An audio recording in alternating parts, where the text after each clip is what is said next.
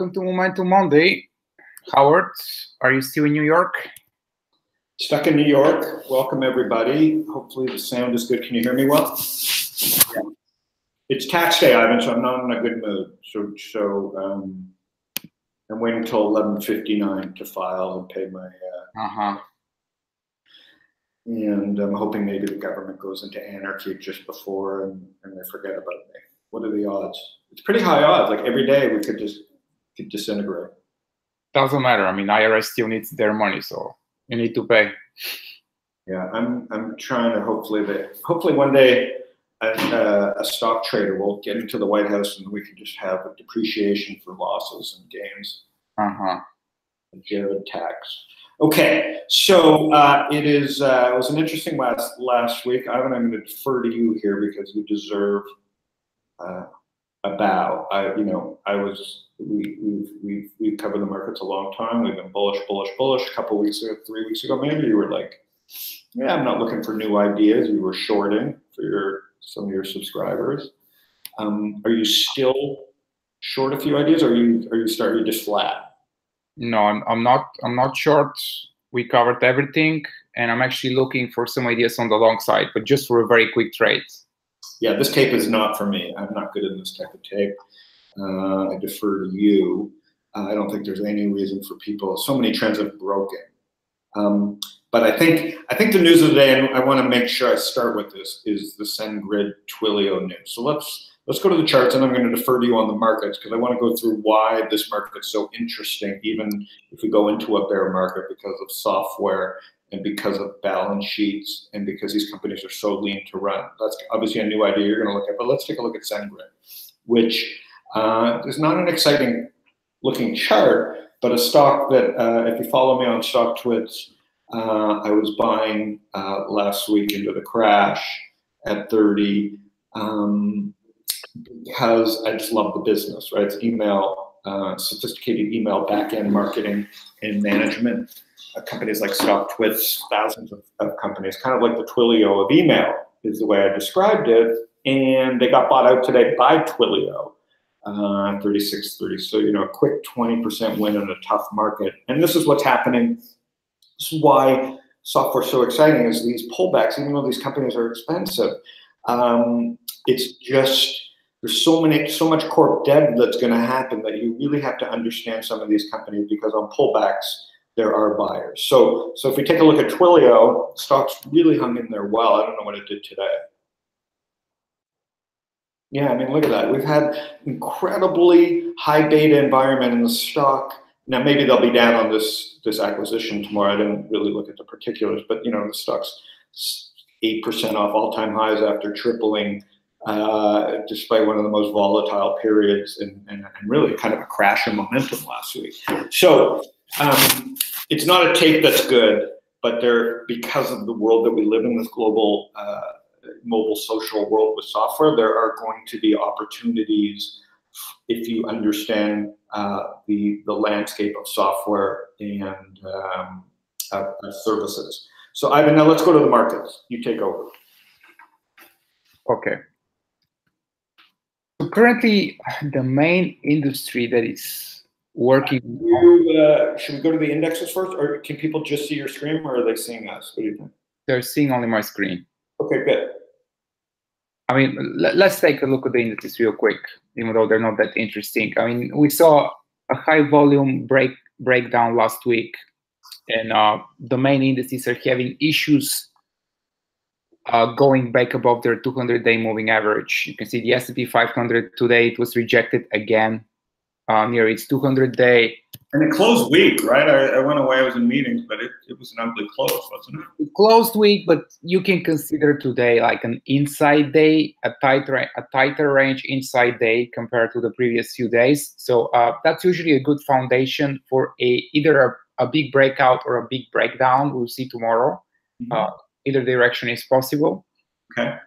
The Qs are holding a little bit better right near the 200-day moving average, and then small caps actually today they closed positive, but of course they were hit.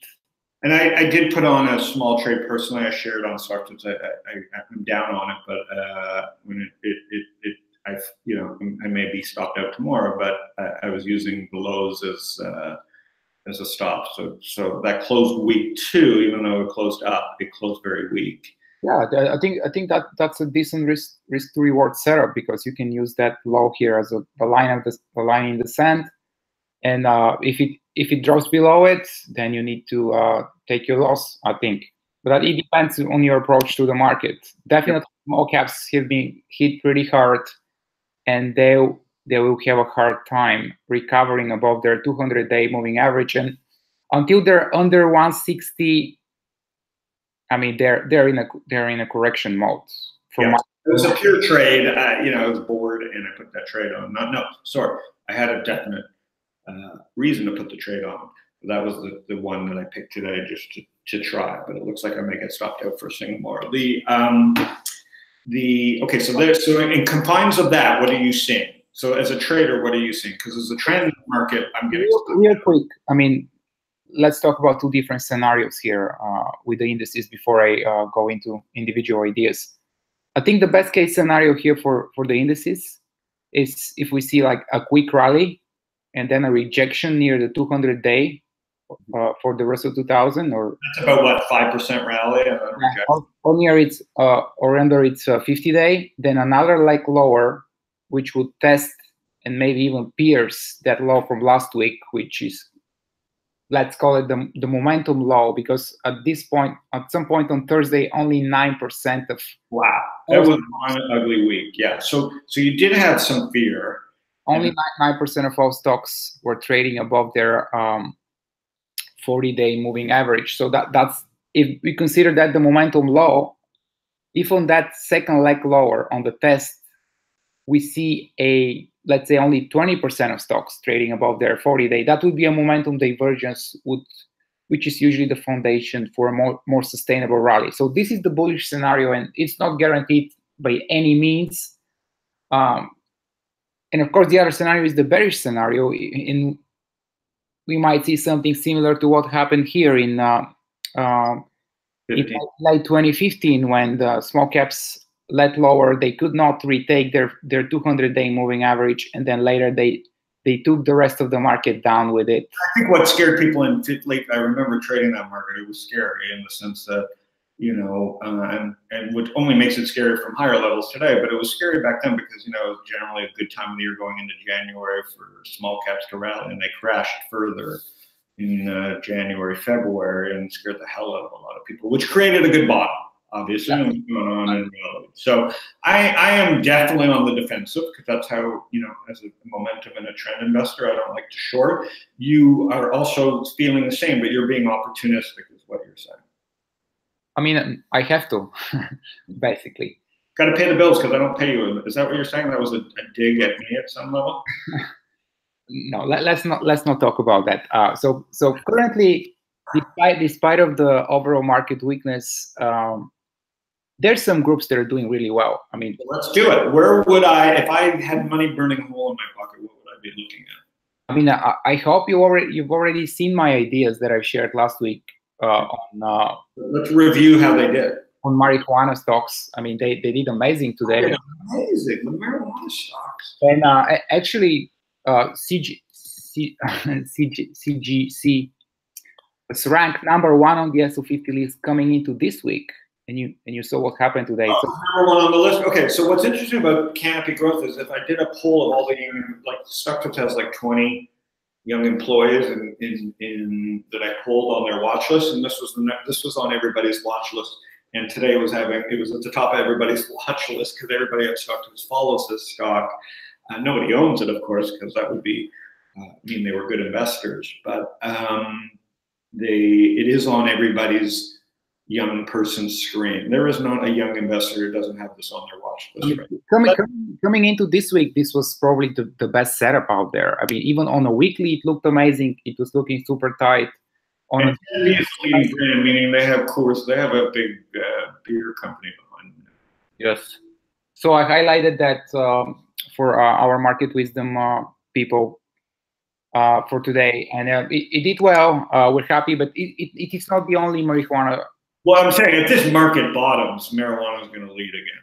That's most likely, yes. I mean, it looks like it. Some say that the moves in those stocks are kind of like buy the rumor, maybe sell the news, because on Wednesday, marijuana will become legal in Canada officially. Yeah, so there's 12 people in Canada. I don't know what people are excited about. When everybody smoked in Canada, these things are overvalued. So the entire index, which is many of its holdings are Canadian stocks, the entire marijuana index was up almost 8% today. That's pretty impressive for an ETF. Unbelievable. Got it.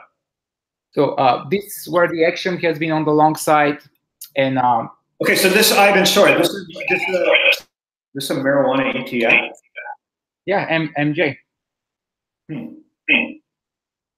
It's an ETF.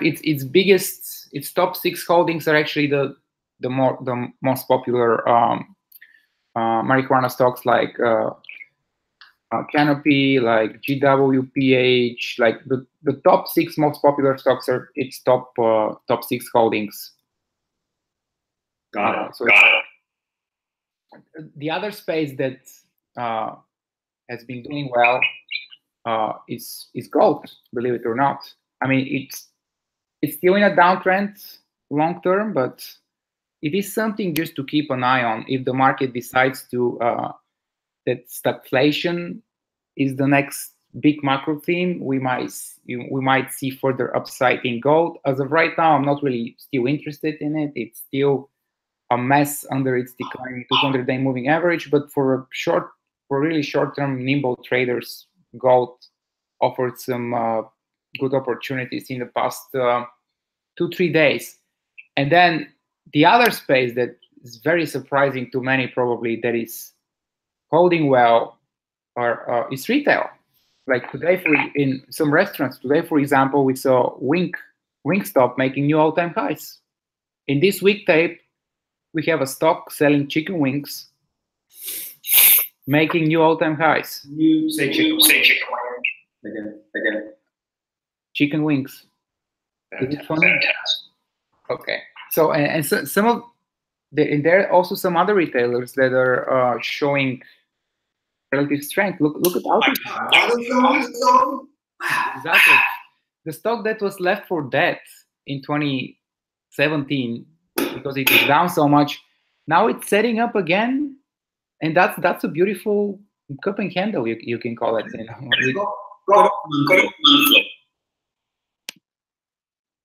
This is a weekly, so it's basically back near all-time highs. Go.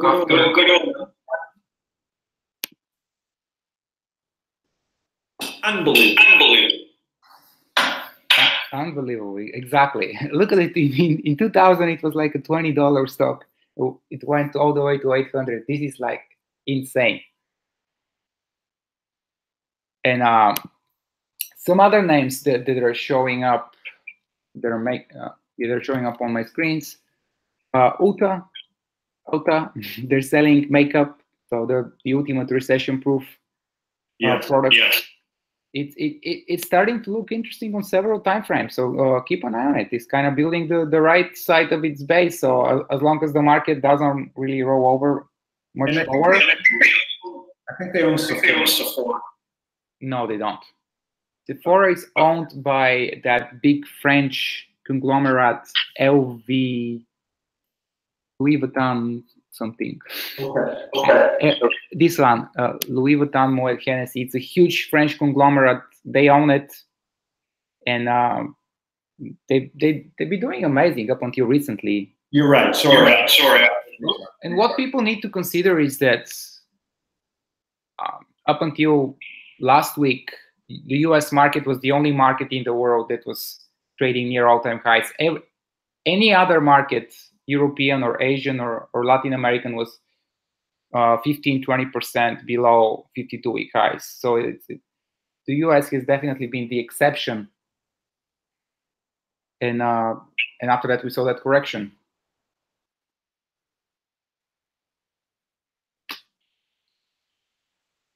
Howard, are you still there? 50 list.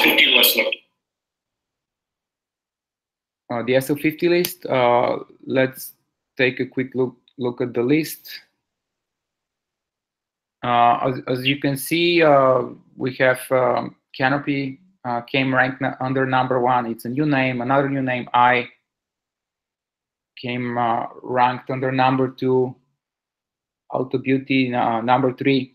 So some new interesting names on the list. And I don't think your sound is working properly, Howard. No, I'm here. Can you hear me? Here and there, like, I mean, sometimes you disappear. I'm not sure if you're just listening or just.